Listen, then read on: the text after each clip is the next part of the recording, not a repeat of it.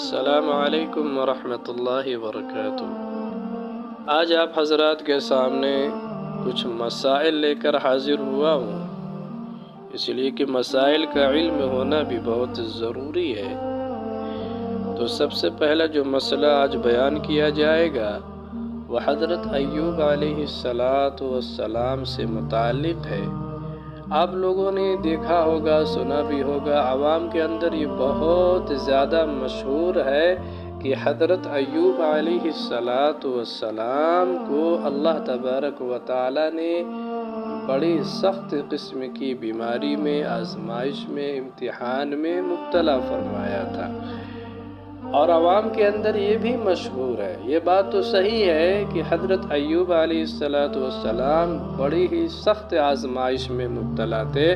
اور بڑا ہی سخت قسم کا ان کو مرض لاحق ہوا تھا، لیکن عوام کے اندر مشہور ہے کہ ان کے جسم مبارک میں پھوڑے وغیرہ تھے، اور اسی طریقے سے ان کے جسم کے ہر عضو میں پھوڑے پھنسیاں نکلی ہوئی تھی اور ان میں کیڑے پڑ گئے تھے۔ اور عوام یہ بھی کہتی ہے کہ اگر کوئی کیڑا اس زخم سے گر کر زمین پہ آ جاتا تھا تو آپ علیہ السلام اس کو اٹھا کر پھر اس کو اس کے مقام پہ رکھ دیا کرتے تھے۔ تو ظاہر سی بات ہے یہ اتنا زیادہ مشہور واقعہ ہے، بہت سارے لوگوں کے زبانوں پر یہ واقعہ ہے، لیکن حقیقت یہ ہے کہ محققین علماء نے اس واقعے کا رد کیا ہے۔ اس بات کو تو قرآن نے بھی کہا ہے اور اسی طریقے سے احادیث کے اندر بھی ہے کہ حضرت ایوب علیہ السلام کو ایک شدید قسم کا مرض لاحق ہوا تھا، لیکن اس مرض کی نوعیت کیا تھی، اس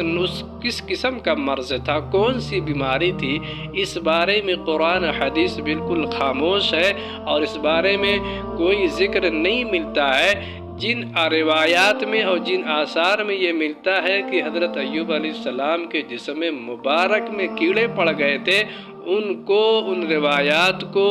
محققین علماء نے رد کیا ہے اور یہ بھی کہا ہے کہ اللہ تبارک و تعالی اپنے پیاروں کی آزمائش کرتے ہیں، اللہ اپنے بندوں کا امتحان لیتے ہیں، لیکن انبیاء علیہم السلام کو اللہ تبارک و تعالی ایسی بیماری نہیں عطا فرماتے ہیں جس سے دوسرے لوگ گھن کریں، نفرت کریں، کراہیت محسوس کریں۔ اس لیے کہ حضرت انبیاء علیہم السلام کا جو مشن ہوتا ہے وہ لوگوں تک اللہ کا پیغام پہنچانا ہوتا ہے، اللہ کے احکام کو پہنچانا ہوتا ہے۔ اب اگر کوئی پیغمبر یا کوئی نبی، کوئی رسول ایسا ہو کہ اس کے جسم میں اس قسم کا مرض لاحق ہو جس سے لوگ کراہیت محسوس کرتے ہوں اور نفرت کرتے ہوں، لوگ اس سے بھاگتے ہوں، تو پھر آپ بتائیے وہ اللہ کے پیغام کو کیسے پہنچائیں گے، اللہ کے احکام کو کیسے پہنچائیں گے؟ لہذا جن روایات کے اندر، جن آثار کے اندر آتا ہے کہ حضرت ایوب علیہ السلام کو یہ بیماری لاحق ہو گئی تھی، یہ بیماری کا واقعہ بالکل بھی صحیح نہیں ہے۔ محققین علماء نے اس کو رد کیا ہے۔ لہذا اگر کوئی آپ کے سامنے بیان کرتا ہے یا آپ کہیں بیان کرے تو اس بات کو یاد رکھیں کہ حضرت ایوب علیہ السلام کو ایک شدید قسم کی بیماری تو لاحق ہوئی تھی، لیکن بیماری کی کیا تفصیل تھی، کیا نوعیت تھی، کس قسم کا مرض لاحق ہوا تھا، اس بارے میں قرآن حدیث میں کوئی روایت وارد نہیں ہوئی ہے۔ اور اللہ تبارک و تعالی کی یہ رحمت ہے کہ حضرات انبیاء علیہم السلام کو اس قسم کی بیماری دیتے بھی نہیں ہے جس سے لوگ کراہیت محسوس کریں، لوگ نفرت محسوس کریں۔ دوسرا مسئلہ جو ہے وہ ہے آپ صلی اللہ علیہ وسلم کے بارے میں۔ لوگوں میں بڑا مشہور ہے کہ جب خانہ کعبہ کی تعمیر ہو رہی تھی، نبوت سے پہلے کا یہ واقعہ ہے، جب آپ صلی اللہ علیہ وسلم نبی نہیں بنائے گئے تھے، نبوت سے سرفراز نہیں فرمائے گئے تھے، اس وقت کا واقعہ ان لوگوں کی زبانوں پہ عام ہے کہ لوگ کہتے ہیں کہ آپ صلی اللہ علیہ وسلم خانہ کعبہ کی تعمیر میں اور آپ صلی اللہ علیہ وسلم کے چچا حضرت ابو طالب بھی شریک تھے۔ تو جب آپ صلی اللہ علیہ وسلم کوئی پتھر اٹھاتے تھے، کوئی چیز اٹھاتے تھے اور اس کو اپنے کندھے مبارک پہ رکھ کر خانہ کعبہ کی طرف لے کر آتے تھے یا خانہ کعبہ کو تعمیر کرتے تھے، تو آپ صلی اللہ علیہ وسلم کو کچھ نہ کچھ تکلیف ہوتی تھی، کندھے پہ کوئی بھاری چیز رکھا جائے، پتھر رکھا جائے تو اس کی وجہ سے کندھا دکھنے لگتا ہے۔ تو آپ کے چچا حضرت ابو طالب نے جب یہ دیکھا تو آپ صلی اللہ علیہ وسلم سے کہا کہ بھتیجے اپنا تہبند کھول لو اور اس کو اپنے کندھے پہ رکھ کے اس کے اوپر پتھر رکھ کر پھر کام کرو۔ یہ واقعہ لوگوں کے اندر بڑا مشہور ہے، بہت بیان کیا جاتا ہے، حالانکہ یہ واقعہ بالکل غلط ہے اور بالکل بھی ثابت نہیں ہے، بلکہ جو لوگ یہ واقعہ بیان کرتے ہیں کہ آپ صلی اللہ علیہ وسلم نے اپنا تہبند اتار کر اور اس طریقے سے اپنے کندھے پہ رکھ کر اور آپ نے خانہ کعبہ کی تعمیر فرمائی ہے، ان کو اللہ سے ڈرنا چاہیے، اللہ کا خوف کرنا چاہیے، اس لیے کہ حدیث مبارکہ کے اندر آتا ہے کہ آپ صلی اللہ علیہ وسلم نے فرمایا جو میری طرف جھوٹ بات کی نسبت کرے گا، یعنی ایسی بات کی جو میں نے ارشاد فرمائی ہی نہیں ہے، اس کی نسبت اگر میری طرف کرے گا تو اسے چاہیے کہ وہ اپنا ٹھکانہ جہنم بنا لے۔ تو لہذا یہ بڑی سخت وعید ہے، تو جو لوگ یہ واقعہ بیان کرتے ہیں ان کو اس واقعے سے بچنا چاہیے۔ اگر کوئی واقعہ بیان کرے تو آپ اس کو بتائیں کہ یہ واقعہ ثابت نہیں ہے۔ تیسرا مسئلہ جو آپ حضرات کے سامنے عرض کرنا ہے وہ خانہ کعبہ کا اور مسجد حرام کا مسئلہ بیان کرنا ہے۔ آپ جانتے ہیں کہ خانہ کعبہ کے اندر اگر کوئی شخص نماز ادا کرتا ہے، ایک نماز پڑھتا ہے تو اس کو 1,00,000 نمازوں کے برابر ثواب عطا کیا جاتا ہے، یہ اللہ کی رحمت ہے۔ اور اسی طریقے سے مسجد نبوی صلی اللہ علیہ وسلم میں اگر کوئی شخص نماز ادا کرتا ہے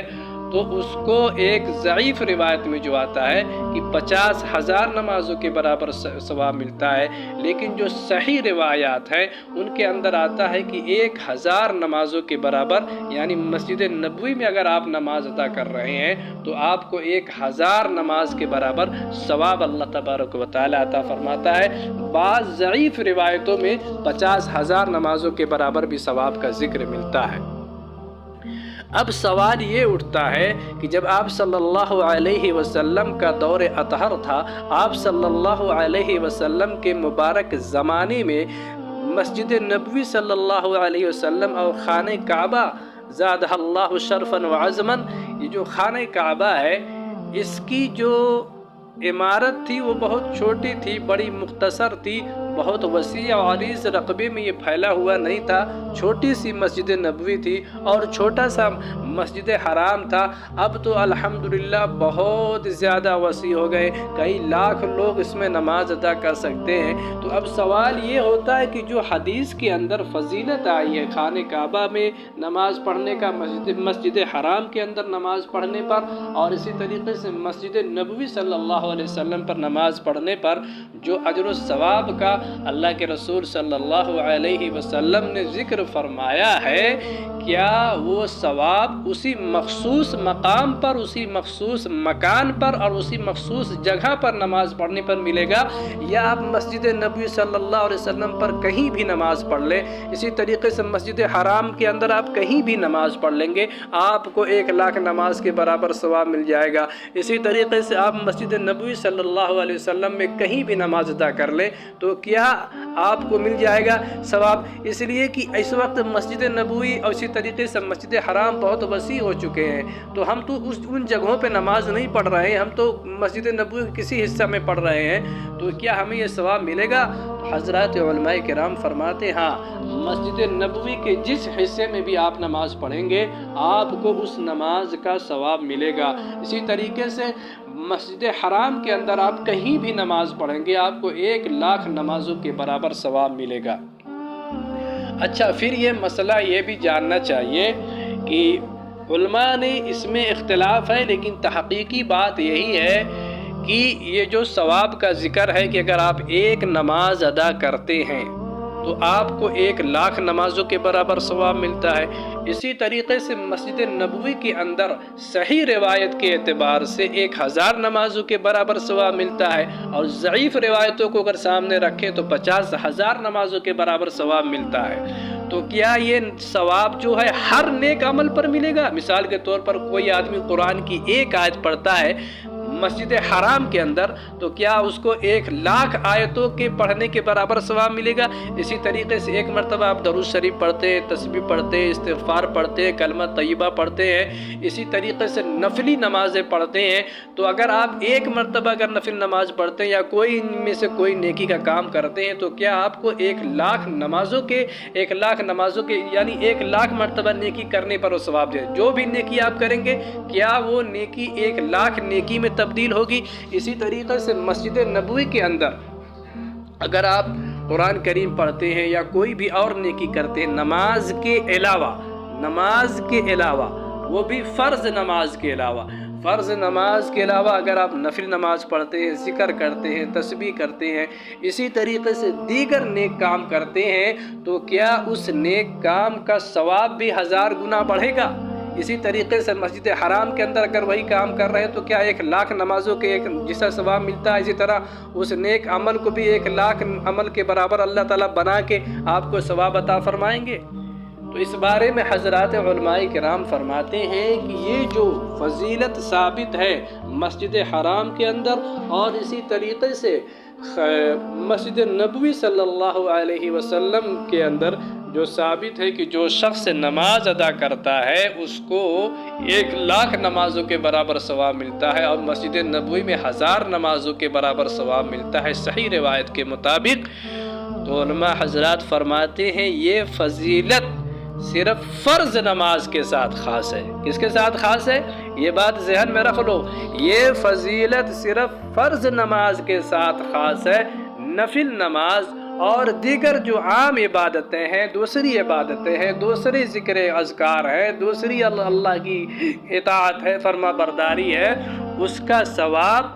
نہیں بڑھے گا کہ اگر آپ نے 1 مرتبہ سبحان اللہ پڑھا تو آپ کو 1000 مرتبہ سبحان اللہ پڑھنے کے برابر ثواب ملے گا، یا آپ نے 1 مرتبہ درود شریف پڑھا تو آپ کو 1,00,000 مرتبہ درود شریف پڑھنے کے برابر ثواب ملے گا۔